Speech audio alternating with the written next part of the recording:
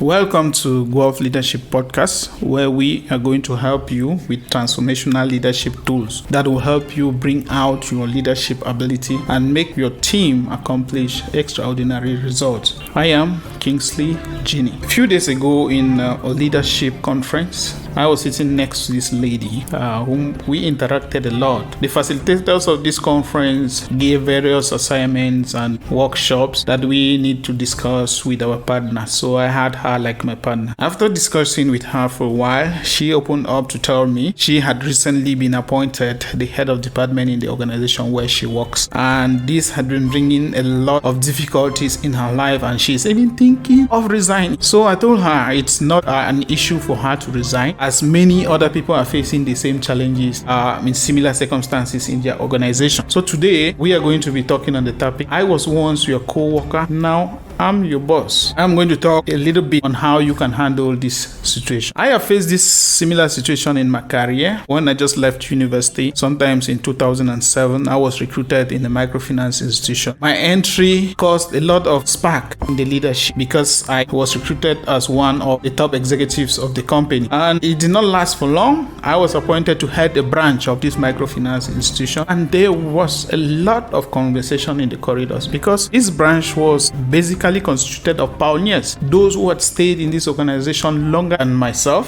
who had experience better than me, but I was appointed to lead the branch. So it made many people to be uncomfortable. It sparked a lot of discussion. I have also been in organizations where my co-workers and friends have been choosing to lead the organization. I shall be using this, my experience, to share some key ways in which you can handle some of these situations. Today it's very common for you to be promoted on a team where you used to be a co-worker and now you become the boss. So now as a leader, you have to begin making decisions. You have to now go from the friend zone to being a leader. It is sometimes something very delicate to handle. Today, I have put together 5 strategies for new leaders to consider when this happens. 5 key strategies that you can consider as a leader when this happens. 1, you have to get your mind right. Start by examining yourself. How do you see yourself? You must change your ways of thinking. You must change the way you used to think. You should not come in with the mindset of I am the boss. Yes, now I am the boss. Know that everybody in the organization, people are watching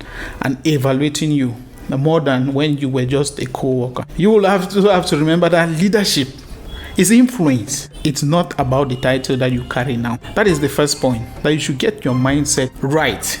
You should get your mind right. The second point I will be talking about is open up. You should open up. Know that you being the boss is a little uncomfortable for everyone. You must also note that you are not responsible for their attitude or response to you being chosen as their boss. You have to develop empathy with the people on your team. Talk on the new situation. Don't just see it as something that has passed. Try to talk to them about the new situation. Let them know that part of your leadership will be to listen to them. You will have to open up. Don't act like nothing has changed, because most people, when they get to that position, they act like nothing has changed. You have to open up. Know that there might have been other people who are more competent on the team than you are. And of course, there may be other people with experiences greater than yours. And they were also looking forward to getting that position. And now they are questioning why you have been chosen. Opening up helps increase their engagement on the team, increase everybody's engagement in the team. It is also good to know that it is not a problem and it is not your problem that you have been chosen as a leader. It is the problem of the administration that appointed you most of the time, because they don't take the time to educate people on the leadership change. That is, there is no proper communication in the organization. A third point I want to share with you is that you should know your role as a leader. As the boss, you should know your role. Embrace your new role like a leader. You have to think like a leader, talk like a leader, walk like a leader. Know that you are now the team captain. You are the captain of the team, not just a mere player who used to play in the background and the captain takes the blame. You now will take the blame in every situation. You have to make the vision and the mission of the organization very clear to those you are working with in your department. You have to communicate responsibilities clearly. You have to set performance standards and hold people accountable for the things that they were supposed to do. From the beginning, they will laugh at you, but eventually, as time goes on, they will abide. Don't try to do what you used to do as an individual contributor. Try it on a team. Most people would like to do everything. I appointed them, I assigned them. Nobody worked on it, so I worked on it. Don't try to do that. Don't be a super teammate. Let their opinions count. Be a leader, not a manager. Managers act alone, but leaders act with their team. And when the team wins, the leader wins. The fourth point that I'm going to share with you is that you should balance relationship and boundaries. This is something very critical. You must balance your relationships and set boundaries. Be you.